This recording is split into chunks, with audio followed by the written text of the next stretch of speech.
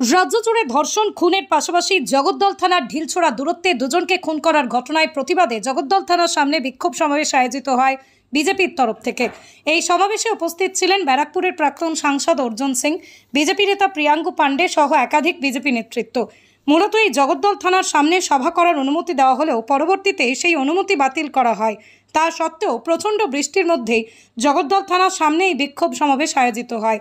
আর এই বিক্ষোভ সমাবেশ থেকেই পুলিশকে আক্রমণ করেন ব্যারাকপুরের প্রাক্তন সাংসদ অর্জুন সহ অন্যান্য বিজেপি নেতৃত্ব। থানা এখন পার্টি অফিসে পরিণত হয়েছে বলে কটাক্ষ করার পাশাপাশি একের পর এক খুনের ঘটনা নিয়ে তৃণমূলের ভাগবাটোয়ারাকেই দায়ী করেন অর্জুন সিং। অন্যদিকে পুলিশ শাসক দলের দলদাস হয়ে কাজ করছে। এর জন্য নিউটনের তৃতীয় সূত্র ব্যবহার করলে পুলিশ বুঝতে পারবে বলে হুঁশিয়ারি দেন। এছাড়াও পুলিশ বারবার করে বিজেপির সভা সমিতি করতে বাধা দেওয়া হচ্ছে, এর ফলে ভুগতে হবে পুলিশকে বলে হুঁশিয়ারি দেন অর্জুন সিং। তৃণমূলকে বাঁচাবার জন্য তো আমরা নাবিনি, এখানে তৃণমূলকে মারছে, এটা সারা বাংলা দেখছে। এই জন্য তৃণমূল মরছে, তাতে আমাদের কোনো ব্যাপার নেই। আমরা এখানে উপস্থিত হয়েছিলাম এই থানার পাশে ঢিলছোড়া দূরে আমাদের দুজন এখানকার নাগরিক, তারা এক সময় হয়তো তৃণমূল কংগ্রেস করতো, তাদেরকে খুন করে দেওয়া হলো। তার জন্যে আমরা একটা ডেপুটেশন কি ইমিডিয়েট তাদের অপরাধীদেরকে ধরা হোক, কিন্তু ধরা হচ্ছে না।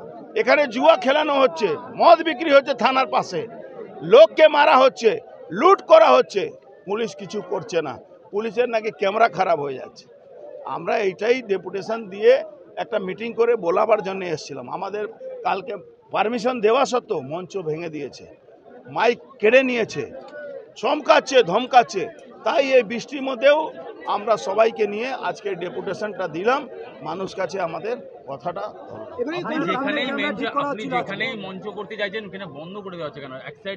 ভয় এই ভয়টা ভালো লাগছে, এই ভয় হওয়া দরকার।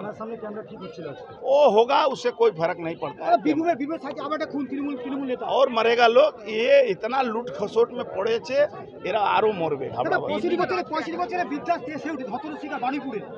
ভাই এই ধর্ষণের সরকার আছে, বাচ্চা মেয়েকে ধর্ষণ করছে।